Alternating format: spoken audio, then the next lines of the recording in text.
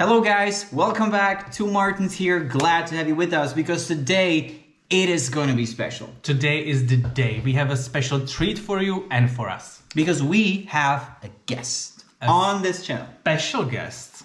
The most special guest of the most special guestest specialist of all time ever. Well, she didn't actually come here, and it's virtual. But it's virtual. It's online. It's COVID. You know, Zoom. Could be a song though. And the guest is the one. The only. She is The moment. the icon. The legend. She is Here. She is here. Elsie Bay. The Elsie Bay from MGP from Norway.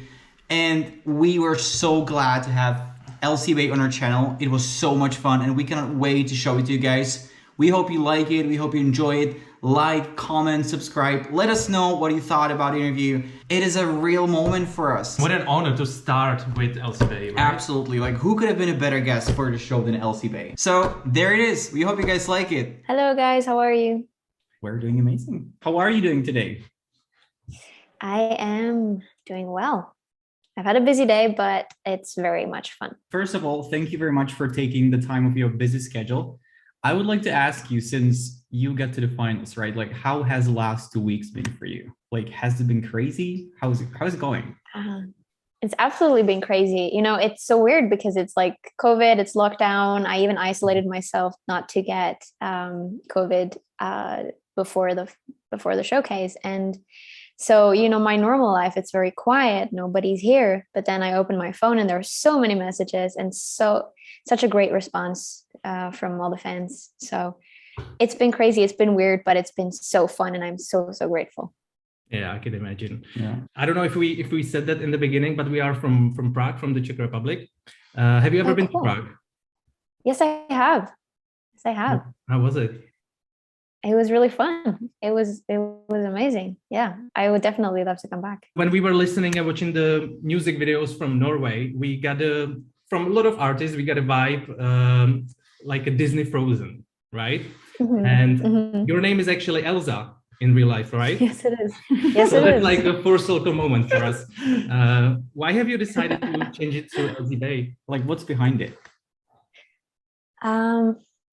Well, I used to be in a duo called Elsa and Emilia, so I was used to using Elsa as the artist name. But because of the Frozen movie, actually, I thought maybe it was better if I found an artist name that if you Googled it, you would find me. Right. So like if people went looking for me, that they would actually find me. So I asked a couple of friends and I asked my mom about what my artist name should be. And my mom said, why don't you use Elsie? Because she actually wanted to name me Elsie when I was little, but then she landed on Elsa after all. And so I said, okay, let's do Elsie. And then my management said, okay, let's have a last name as well, because there are so many Norwegian female artists with just one name. So I just Google translated Vik, which is like the last part of my last name. And it translates to Bay in English. So there you have it. Oh, Elsie Bay. okay. Smart. So Bay is week in Norwegian. Yes. Okay, smart. It sounds Elsie Bay. It sounds very worldwide pop star to me. Right. Like Well, I can see it on the billboards and everywhere. Yeah. It sounds very good. Welcome Well, to thank you so much. Miss Elsie Bay. Yeah. Mhm. Cool. Well, that's what I was going for. Something that, you know, had some potential. Like if I was ever to write a hit or something, then, you know, the name wouldn't be an issue. Yeah, and also like imagine if you were Elsa and like you were trying to Google yourself and be like, let it go. Let it go. Exactly. So many Elsies. Exactly. But it's not her. It's not her. You know? Mhm. No, I knew I couldn't compete with Disney there. Yeah. Do you actually live in Norway? Because Yes. I'm getting a lot of like international vibe also from the way you perform. So like, is there any like international background that we don't know about? Well, no, not really. I mean, I lived in Spain for a year when I was little, but I don't think that counts. No, I think it's because of the Elsa and Emilia project. We got a lot of attention from other countries, especially lately. Russia and Germany has streamed us a lot. So it became natural to communicate in English so that kind of everyone who was following us would understand. And so I've just kind of been doing that for the last few years. And yeah, also now, there are a lot of Eurovision fans out there who are following MGP, so it feels natural to, Like the two of us. exactly, yeah, to write in a language that everybody understands. Right. Makes sense. Did you always know you wanted to be a singer, or was there some other ambitions in your childhood, for example? For many years, I thought that I would try to be a handball player. Do you know that sport? Wow, yeah. Okay. What about a tennis player? But tennis? It was a tennis, you said? Yeah, what about a tennis player? No, you see, in Norway it's so cold, so there aren't a lot of when it rains, you can't play tennis, and it rains a lot, so Don't have any so there aren't a lot of. They do, but I grew up in a small town, so tennis wasn't something that we could choose. It was soccer, and then it was handball, really, and dance. So I thought, okay, I want to be a handball player. But I'm only 5'1" now, so that probably never would have worked out. Yeah. But no, I got into music when I was about 13. That's when I met Amelia, and she was writing songs and singing, and she kind of just dragged me along, and I started writing music with her. Cool. So coming back to the actual musical topic, because at the end of the day, we're talking about Eurovision and you today. So the song "Death of Us," is this something that you wrote in some sort of a period in your life, or was this the song that you were like, okay, this is going to be the Eurovision song? Because to me, the lyrics, the vibe, it's so captivating, and there's so much happening. I actually I listened to the song so many times now, so I completely get it. So where were you in your life when you actually wrote "Death of Us"? Well, so Death of Us was written at an MGP camp, like a writing camp. So I was there primarily as a songwriter, and I went into the room with Andreas and Jonas, and I knew Jonas from before, but Andreas, it was my first time meeting him. He's a Swedish producer and songwriter, and I was actually a little bit late for the session because I had been sick and I had to take the train there after I got my negative COVID test. And so they had already started without me and had some melodies and a direction. So I went straight to the lyrics. And it was just one of those days where I didn't know exactly where to take it. So I went back to a lot of old notes, just finding little lines and stuff that I had written down weeks and months and years before, and just tried to take inspiration from that. And yeah, a lot of those lines just mashed together, kind of describing the way that I felt that day. Yeah, do you always prefer to start with lyrics and then music comes along, or is it the other way around? It's the other way around. So the guys had some melodies going that I started from. They were like, how about this? And I was like, okay, yeah, let's do that. And then I wrote some lyrics for it. And then later on, we made some more melodies together. But I usually start with melodies. Cool. So was there more songs coming out of the camp that you would potentially want to present to fans as your Eurovision song? Or was it from the get-go, you were like, this is the one? That was definitely the one for me. I did talk to them about some of my other demos that wasn't written in the camp that I have, but I think we all kind of agreed that this was the one that fit into the whole MGP world. But I did write, the day after I wrote Death of Us, actually, I wrote Hammer of Thor for Uda.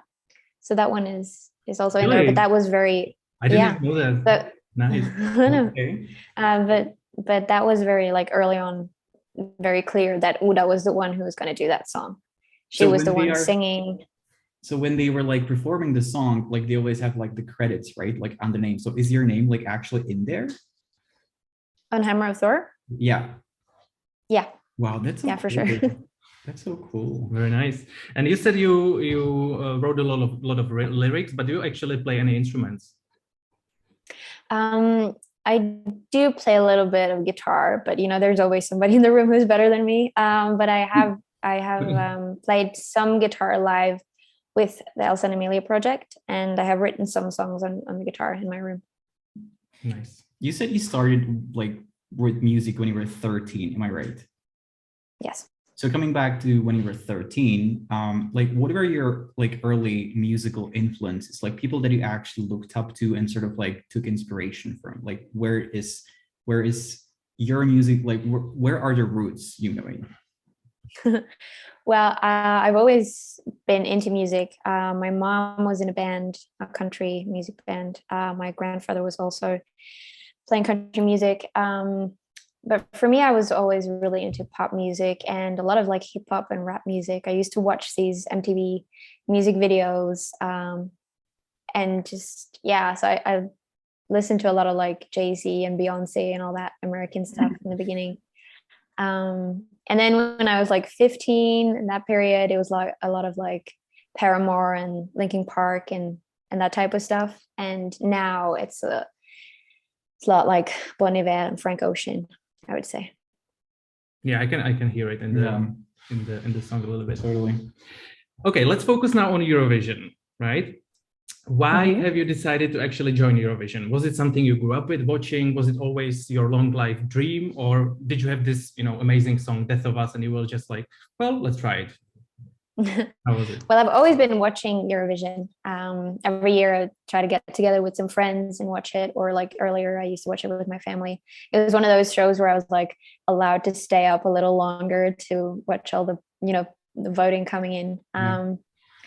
And I think I never thought of doing it myself. And I'm not sure why. I think maybe it was because I felt like I wasn't good enough, or like that's for the really, really great singers.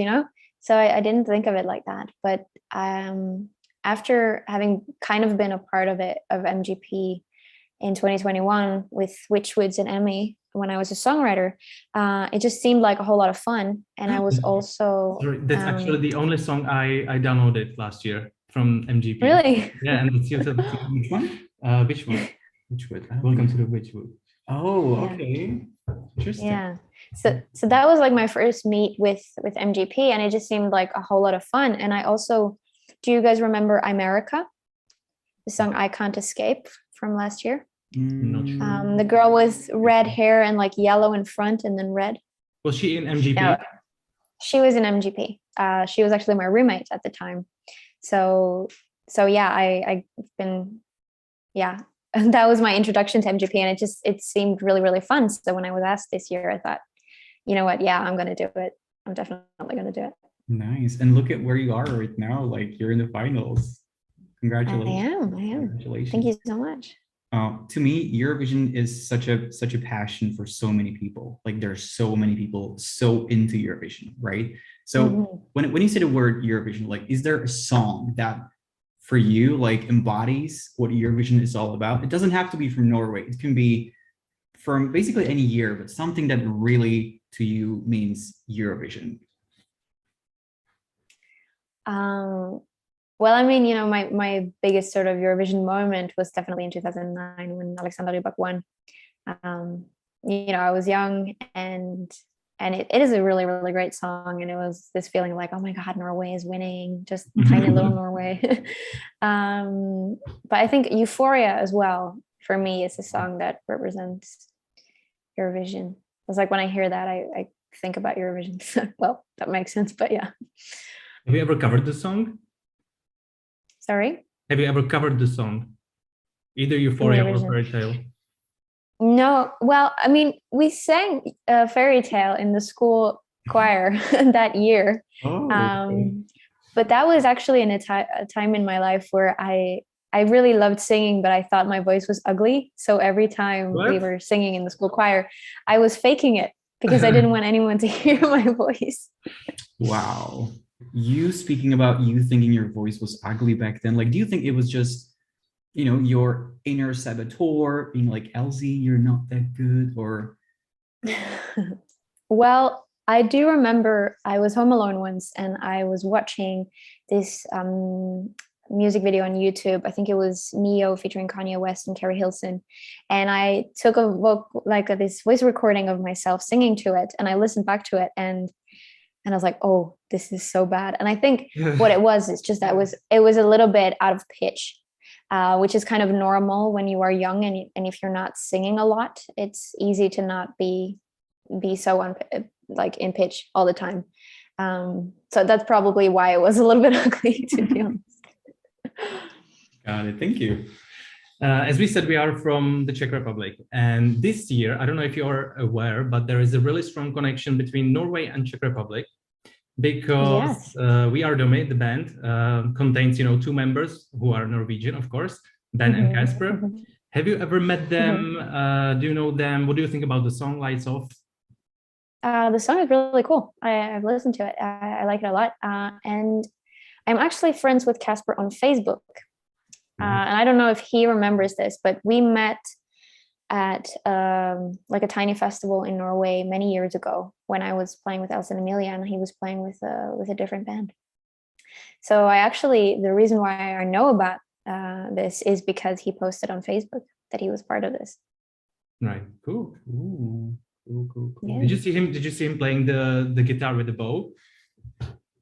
It's really cool. Yeah, I've never seen that. Yeah, I'm sure you guys have a lot of time to catch up while you meet in Turin, so don't worry. I really hope I get to meet them in Turin. Actually, it would be really great to talk to them. Yeah, for sure. We're huge tennis fans, right? And like these professional tennis players always say, we don't really follow the rankings, like we don't want to feel the pressure, etc., etc. How does it feel like from your point of view coming to Eurovision, where people are going to be scoring you, ranking you, judging you? Like, does this like create additional pressure? Because at the end of the day, like it's not just like any other competition, right? Well, I haven't thought about it. So far people have been so kind. So it's like, I'm so grateful. So I don't know. I will probably feel different if people would dislike my song. Of course, but so far everybody has been so kind. So right now I'm just having the most amazing time, really. I would have to. Regardless the decision or the result of this year's Eurovision, what are the plans after Eurovision? I assume there will be an album, maybe. Is there any worldwide ambitions tour? Absolutely. I mean, I would love to tour Europe and basically the rest of the world. That would be amazing, but people would have to buy tickets, of course, and like my music. So I hope that they will. I have prepared some songs. We've made an EP that we are pretty much finished with the production. So it might turn into an album if we write more songs. Maybe we will do 2 EPs, definitely some singles first. But I think we would have to wait and see what happens with MGP. Do we go to Eurovision or not? And but there will definitely be some more music this year for sure. Well, I can assure you there is already 2 tickets sold. Yes, for your Prague gig. So if you come over, we'll be there. Great. Yeah. Well, thank you so much. Yeah, that would be amazing. That would be amazing. In the selection, there is also a singer, Farida, with the song Dangerous. And I have a feeling you might be friends. I'm not sure, because I saw you on Instagram Live together. Yes. And the songs also have a little bit similar vibe. Are you friends? Can we expect some kind of collaboration maybe? Oh my God, I would love that. Yeah. Because those 2 songs, we have to admit, I don't know if you saw our video, but those 2 songs were the only songs which we had goosebumps when we were listening for the first time. So well, thank you so much. Well, yes, I would say that we are friends. I think, we haven't known each other for that long, but that's not true, actually. We met for the first time many years ago, but we connected for the first time maybe half a year ago. And I think we're just one of those people that we fit really well together. So even though we haven't been friends for that long, it still feels like that. She's an amazing person, amazing songwriter. And yeah, we've been asked if we might do a collab, and we will definitely book some sessions. So if we write something that fits for us both, then we probably will release it. Okay, I would love to hear this. That's exactly his style. I would love to hear this. So coming back to Saturday, I have a follow-up question, but first of all, I want to ask, like, was this your first time like actually performing Death of Us live for TV or any other audience? Yes. Wow. Yes, it was. Like, what did it feel like to, because you wrote the song during your songwriting sessions at camp, and now, there you are on the big stage in front of the cameras. Like, what did it feel like for you to finally let the audience like see like what Elsie Bay with her song is going to sound like live? Like, was it something that you would change about a performance? Like, what did it feel like?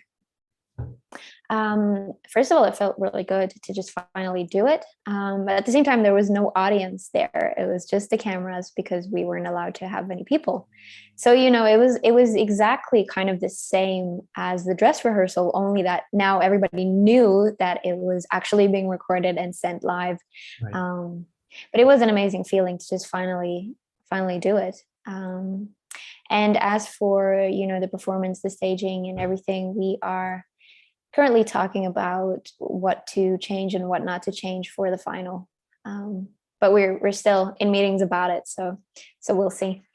That was actually one of my next questions. If there is anything you felt like didn't go right, maybe in the performance, or you feel like there is a potential to do something else if you do it again. Well, it is live, so there's always stuff. Probably, there's always some stuff that doesn't go exactly how you planned. So there's always room for improvement. But at the same time, now we have tried this version, and I do think that it would be nice to try and do some changes for the grand final, just to make it even better. Do you have already something in mind? Can you spill some tea for us? I actually can't right now. I would have to get a go from everybody before I say something. I do have some ideas, but everybody has to be on board before I can share them. Right, of course. And last question, very big topic. Every time there's a Eurovision is revamping of the songs. We can always hear people talking about revamping. We know that Ronela from Albania is doing a revamp. Is it something you are considering, or you're absolutely 100% happy with the song as it is? Because we are. Thank you. No, actually, I've been getting some questions about that, but today, so I haven't really spoken to any of the songwriters or my team about that. I'm really new to this, so I don't know what's normal and what's not, but I will definitely ask around what other people in my team think about it. Yeah. Right. Perfect. Thank you. Let's just say that we're in Turin, right? It's May, and you're performing in front of how many? Like 20, 100, 200? 200 million. 200, oh my God, 200 million people. Can we expect the death of us to have dancers, to have something that would be happening on the stage at the same time as you're actually singing and performing? Is this the way that you would love to go, or is this going to be your beautiful voice and you delivering the message? Because there are some singers and artists that don't really need staging that much. I think you're one of them, right? But in the ideal world, what would the touring performance look like if you could just this is what Elsie Bay is going to do? I'm not sure yet, because there are some rules that we have to follow. First of all, we would have to shorten the song a little bit, because now it's a little more than 3 minutes. So we have to take something out. But other than that, I think I would have to talk to everybody involved and see what is possible and what's not. And hopefully we will end up with something that is really, really great if we get to Eurovision. I am confident that if we do, we will make an epic show. Awesome. Which is you're a good dancer. I'm not a good dancer. I'm a terrible dancer. And I keep getting things like, yeah, but you look like you could. I do not dance. Same. Somebody else have to do that.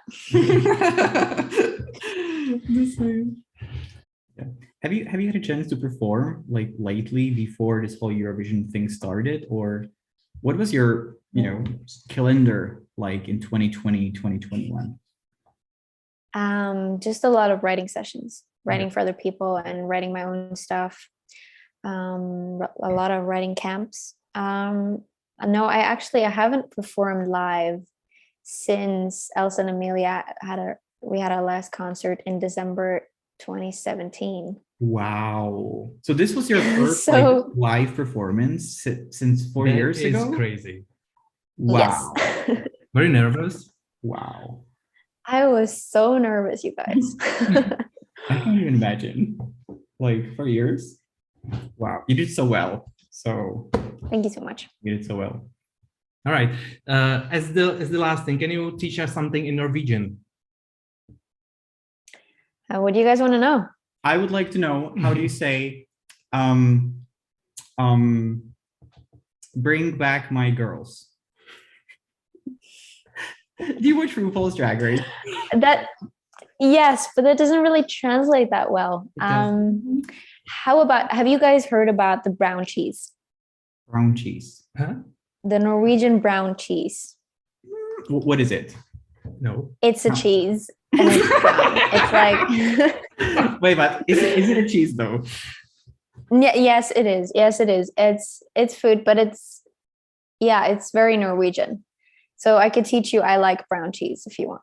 Okay, perfect. Because all the Norwegians will know what you're talking about. Okay.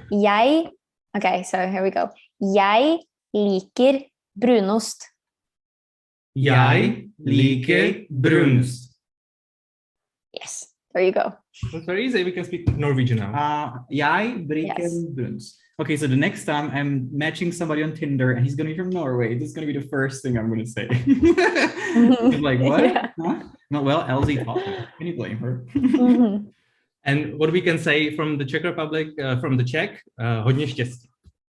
Hodně štěstí, which means good luck, Elsie. Good luck. Thank you so much. You are a so star. Thank you guys for having me. We thank you very much for your time, Elsie. We both wish you good luck, not only in Eurovision, but also in your personal life, in your career after Eurovision. So whatever happens, we are sure that you will do great. Absolutely. Thank you so much. You go and get them. Thank you very much for taking the time of your day. It's been so much fun. We really appreciate it. And we cannot wait to see you in Turin. We cannot wait. Thank you so much. And thank you guys for having me. It's a pleasure. You can come anytime you want. I will. Okay, so if you actually win, we're going to do take 2. Yes, we should. Okay, cool. Okay. Perfect. All right. Thank you very much, Elsie. Take care. Evening. Have a good day. Thank you guys. Bye. You too. Bye-bye. Bye. Can you believe it, Elsie Bay? I mean, I'm gagged. She's amazing. We wish her good luck, as we said, and we hope you enjoyed the interview. And we have a next guest for you guys, because next week we are going to be meeting the legend, the only Miss Britney Spears. JK. Thank you guys for watching this video. It's been so much fun. Don't forget to like, comment, subscribe, and we'll see you next time. Take care. We're Bye. looking forward. Bye-bye.